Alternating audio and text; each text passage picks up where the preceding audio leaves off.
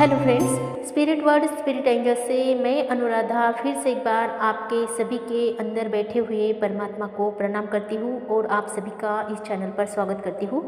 Spirit word spirit angels की तरफ से आपको ढेरों सारी शुभकामनाएं हैप्पी न्यू ईयर की, और आपको डिवाइन की तरफ से एंजल्स की तरफ से बहुत सारी शुभकामनाएं और बहुत सारी ब्लेसिंग। तो दोस्तों, आज का ये स्पेशल वीडियो हमारी प्यारी डिवाइन फेमिनिन के ऊपर मैं बना रही हूँ। बहुत बार ऐसा होता है कि मेरे पास जो डिवाइन फेमिनिन आती है वो बहुत ही ज़्यादा नार्सिसिस्टिक भी होती है। ऐसा नहीं है कि हमारी जर्नी में सब पहले से ही उच्च लेवल से चुने जाते हैं। हमारा जो चुना होता है वो हमारे 3D वर्ड से ही होता है। 3D वर्ड के बहुत सारे एग्ज़ाम्स टेस्ट देने के बाद जब हम पासिंग में आते हैं तो हमारा इस जर्नी में चुनाव किया जाता है। तो इसमें बहुत सारी डिवाइन फेमिनिन जो बहुत ही कम लेवल की होती है, या फिर हम कह सकते हैं कि उन्हें हम कम लेवल की नहीं कह सकते हैं, उनके जो विचार होते हैं वो ट्रांसफॉर्म कर दिए जाते हैं इस जर्नी में आने के बाद, या इस जर्नी के जो नियम है या रूल्स है, या इस जर्नी में जैसे जैसे वो आगे बढ़ती है ध्यान के द्वारा इनर वर्क के द्वारा उनके विचारों को ट्रांसफॉर्म किया जाता है और उनकी भी लेवल यूनिवर्स आगे बढ़ाते ही है। तो हम उसे नार्सिसिस्टिक नहीं कह सकते हैं कि डिवाइन फेमिनिन नार्सिसिस्टिक का चुनाव किया जाता है इस जर्नी में, ऐसा नहीं हम कह सकते हैं, क्योंकि नार्सिसिस्टिक का मतलब होता है कि आप कभी बदल ही नहीं सकोगे। यहाँ पर जितनी भी डिवाइन फेमिनिन चाहे कितनी भी ब्लॉकेजेस में क्यों ना आए, इस जर्नी में चुनने के बाद, इस जर्नी में उनका चुनाव होने के बाद उनके ऊपर काम करवाया जाता है और उनकी लेवल को आगे बढ़ाया जाता है। तो उनको ट्रांसफॉर्मेशन में लाया जाता है, जिसकी वजह से उनके विचार भी बाद में हाईएस्ट लेवल पर पहुँच जाते हैं और उसके अकॉर्डिंग ही उनकी ये जर्नी चलती है। तो हम उन डिवाइन फेमिनिन को नार्सिसिस्टिक डिवाइन फेमिनिन नहीं कह सकते हैं, क्योंकि बहुत सारी चीज़ों में बाद में ट्रांसफॉर्मेशन ऐसा आ जाता है कि वो डिवाइन फेमिनिन इतनी उच्च लेवल तक पहुंच जाती है और अपने आप को जिस तरह से वो बाद में पाती है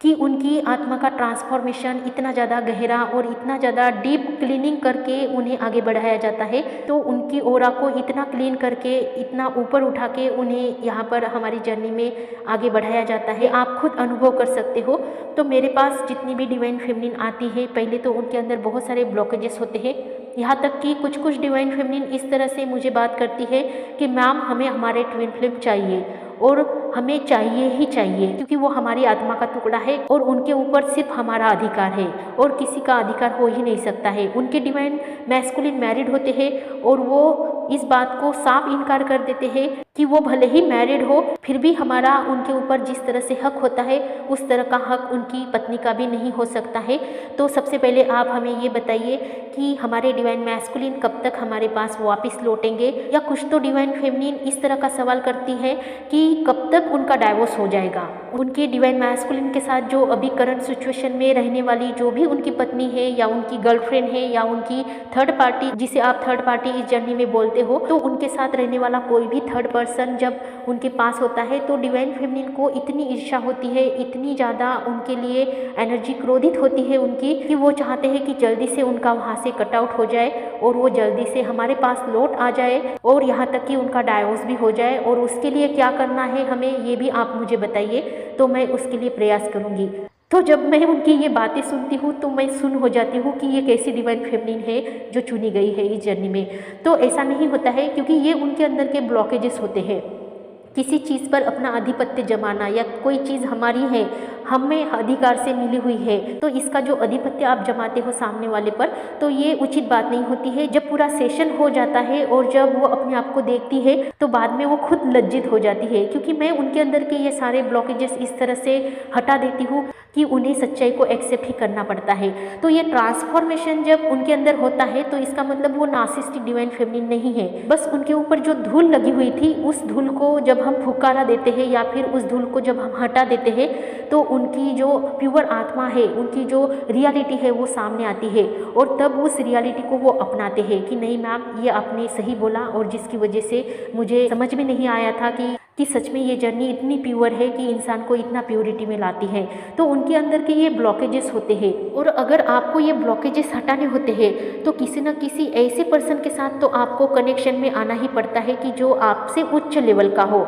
या फिर आपके गुरु हो, या फिर आपके हीलर हो, या जिनसे आप रीडिंग लेना चाहते हो, वो यहाँ पर आपके इन ब्लॉकेजेस को हटाने का काम करते हैं, क्योंकि ये जर्नी आपको आगे बढ़ाने के लिए दी जाती है। और जब आप फ्रस्ट्रेट होते हो अपने डिवाइन मैस्कुलिन के लिए या उनकी थर्ड पार्टी की वजह से आप बहुत ही ज़्यादा परेशान होते हो और आप ये समझने लगते हो कि वो चीज़ उनके लायक ही नहीं है, जो कि आप अपने डिवाइन मैस्कुलिन के बारे में सोचते हो कि उनका आपके साथ रहना कितना इम्पोर्टेंट है और उस नेगेटिव एनर्जी से कैसे मैं जल्दी से जल्दी उन्हें रिमूव करूँ या उन्हें आज़ाद करूँ, ये डिवाइन फेमिनिन देखती है और इस तरह के क्षुद्र विचारों से भर जाती है। तो ये ब्लॉकेजेस होते हैं, बाद में उन्हें पता ही चल जाता है कि ये सोचना बहुत ही गलत बात है और ऐसे हमें सोचना नहीं चाहिए था। तो ये ब्लॉकेजेस आपके जब हट जाते हैं तभी आप अनकंडीशनल लव में आते हो, क्योंकि कभी कभी क्या होता है आपके डिवाइन मैस्कुलिन बहुत ज़्यादा खुश होते हैं थर्ड पार्टी के साथ। थर्ड पार्टी यानी उनकी पत्नी भी हो सकती है, उनकी माँ भी हो सकती है या उनकी गर्लफ्रेंड भी हो सकती है और वो सोलमेट के फॉर्म में भी हो सकती है। ऐसा नहीं कि डिवाइन मैस्कुलिन को सिर्फ कार्मिक ही रिलेशनशिप में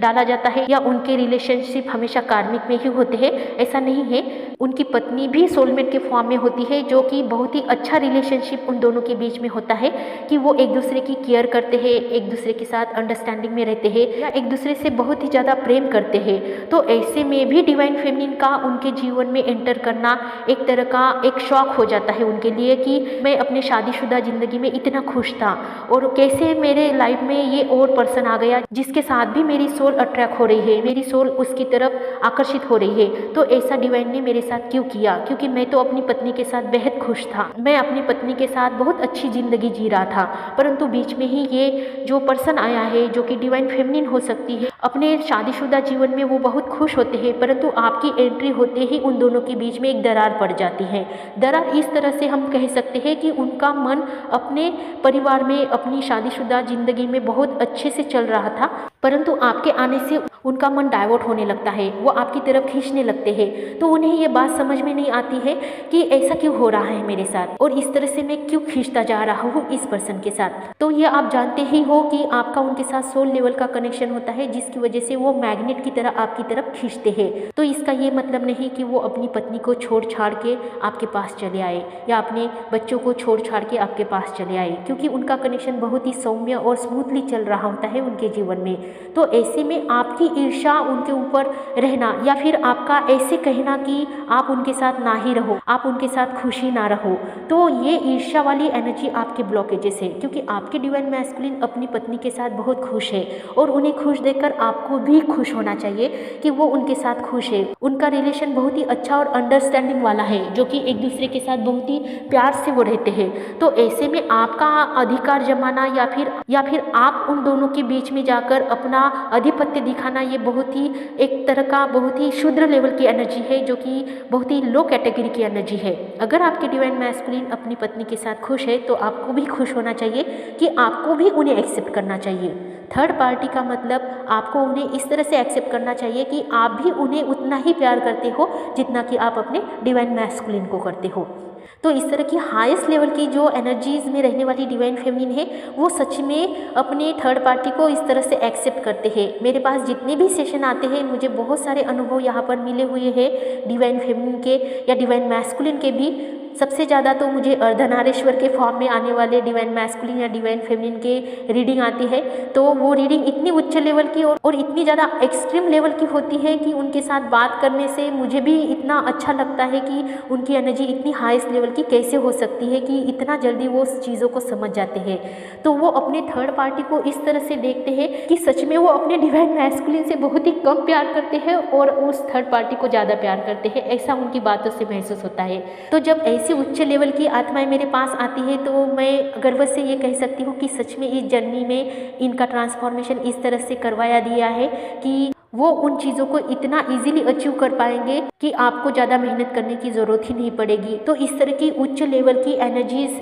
होती है जो बहुत ही जल्दी इस जर्नी में आगे बढ़ती है। और कुछ डिवाइन फेमिनिन जो अपने डिवाइन मैस्कुलिन के प्रति इतनी ज़्यादा लोअर कैटेगरी के विचार रखते हैं कि उनका डाइवोर्स होना चाहिए, वो खुश है उनके पास तो वो हमें अच्छे नहीं लग रहे हैं, उनको खुश देखकर हमारे अंदर बहुत ही ज़्यादा ईर्ष्या उत्पन्न होती है। यहाँ तक कि उन्होंने अगर अपने पत्नी के साथ अपना डीपी भी लगाया और वो डिवाइन फेमिनिन को दिख गया तो डिवाइन फेमिनिन उनसे बात करना छोड़ देती है, उन्हें भला बुरा कहती है, उन्हें बोलती है कि ऐसा आपको नहीं करना चाहिए, आप मेरे हो, आप मेरे ही हो। और आप उनके साथ इतना क्लोजली कैसे रहते हो, तो आप उनके साथ इतना खुशी से कैसे रह सकते हो। तो इस तरह की जो लो कैटेगरीज की डिवाइन फेमिनिन होती है वो अपने विचारों को यहाँ पर बदले और अपने विचारों के साथ अच्छे से हाईएस्ट लेवल के साथ आगे बढ़े, तभी आप इस जर्नी में आगे बढ़ पाएंगे। तो दोस्तों, मेरा ये वीडियो बनाने का मकसद किसी भी डिवाइन फेमिनिन को हर्ट करना नहीं है, बल्कि उन डिवाइन फेमिनिन के अंदर के उन ब्लॉकेजेस को निकालना है जो पर्सनली मैं उनके ब्लॉकेजेस निकालती हूँ। तो यही पर्सनल काम आज मैं आपके सामने रख रही हूँ, ताकि जो भी डिवाइन फेमिनिन इस तरह की लो कैटेगरी की एनर्जी में है या इस तरह के क्षुद्र विचारों में होती है, तो उन्हें भी ये बात समझ में आनी चाहिए कि उन्हें इस जर्नी को किस तरह से जीना है और किस तरह से हाईएस्ट लेवल की एनर्जी में पहुँचना है और अपनी इस जर्नी को कैसे आगे बढ़ाना है। तभी उनके अंदर के ये ब्लॉकेजेस हटेंगे और वो इस जर्नी में आगे बढ़ पाएंगे। तो मेरा ये वीडियो बनाने का मकसद आपको हर्ट करना या आपको कम लेखना नहीं है, बल्कि आपके अंदर के उन ब्लॉकेजेस को रिमूव करना है और आपके वो ब्लॉकेजेस निकल कर आप इस जर्नी में बहुत ही सहज तरीके से बहुत इजीली आगे बढ़ पाए, यही मेरा रियल मकसद है। इसलिए अगर मेरी लाइन से किसी को दुख हुआ है या फिर किसी को रिजोनेट नहीं की है, तो वो मेरी बातों को बुरा ना मानते हुए अपने अंदर के उन ब्लॉकेजेस को हटाने की कोशिश करें जो ब्लॉकेजेस उन्हें नहीं दिखाई देते हैं। जो कि कोई हीलर के पास जब आप पर्सनल रीडिंग लेते हो तो उसके बाद वो हीलर आपके ये ब्लॉकेजेस पर काम करते हैं, आपको मेडिटेशन देते हैं। उसके बाद बहुत ही जल्दी आपको ये महसूस होता है कि सच में यहाँ पर मैं अटकी थी, जिसकी वजह से मेरी एनर्जी ऊपर नहीं उठ रही थी और मेरा पर्सनल रीडिंग करते ही मैम ने मुझे ऊपर उठाया और मेरी जर्नी आसान बन गई। तो यही फर्क होता है कि आप अपने आप पर जिस तरह से हॉनेस्टली काम नहीं करते हो और किसी हीलर के पास जाने के बाद वो हीलर आपके आत्मा पर इस तरह से चोट करता है, आपके ईगो पर इस तरह से चोट लगाई जाती है कि आप उस चीज़ से मुक्त होते हो, आप उस चीज़ से आज़ाद होते हो और बाद में आप उसी एनर्जी को उच्च लेवल की एनर्जी में ट्रांसफॉर्म करते हुए इस जर्नी को आगे बढ़ाते हो। तो ये आपका ट्रांसफॉर्मेशन होता है और ये बहुत ही हॉनेस्टली बात होती है कि आप उन चीज़ों को एक्सेप्ट भी करते हो और उस पर काम भी करते हो। तो बहुत सी डिवाइन फेमिनिन जब मेरे पास आती है और इस तरह से मैं जब उनके ब्लॉकेजेस उन्हें बताती हूँ, तो सच में वो डिवाइन फेमिनिन अपने आप पर काम करती है और बाद में उन्हें पता चल जाता है कि वो कहाँ पर गलत थी और कहाँ पर उनका डायरेक्शन गलत डायरेक्शन जा रहा था। तो हमारा काम ही होता है कि आपको सही डायरेक्शन देना और सही डायरेक्शन से ही आगे बढ़ाना। तो इसलिए इस वीडियो को आप बहुत ही पॉजिटिव तरीके से ले लीजिए और अपने आप पर काम कीजिए। अगर आपकी कहीं पर भी एनर्जी ब्लॉक हो रही है तो वहाँ पर आपकी सच में कोई ना कोई ऐसी चीज़ें रुकी हुई है जिसकी वजह से आप उस चीज़ों को नहीं देख पा रहे हो और इसी की वजह से आपकी जर्नी स्टक हो गई है या फिर इसी की वजह से आप आगे नहीं बढ़ पा रहे हो। तो इस पर अपना फोकस करिए कि कहाँ पर आपके ब्लॉकेजेस है और किस तरह से आपको आगे बढ़ाना है। और अगर किसी भी सहायता की ज़रूरत अगर आपको होती है तो आप अपना पर्सनल रीडिंग बुक कर सकते हो, आपको तुरंत सहायता दी जाएगी। स्क्रीन पर दिए गए नंबर पर आप व्हाट्सएप मैसेज कर सकते हो, आपको तुरंत सहायता दी जाएगी। तो दोस्तों, आप सभी को फिर से एक बार मैं आपके अंदर बैठे हुए परमात्मा को प्रणाम करती हूँ और आपको इस जर्नी के लिए बहुत सारी शुभकामनाएं देती हूँ कि ऐसे ही खुश रहिए, पॉजिटिव रहिए, अपना ध्यान रखिए और मेडिटेशन करते रहिए। सभी के लिए happy journey. Love you all, take care all.